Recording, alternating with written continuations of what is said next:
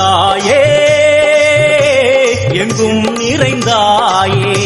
உன் திருநாமமே இங்கு பல கோடியே அது எதை சொல்லி நான் அழைப்பேனோ எல்லாம் வல்ல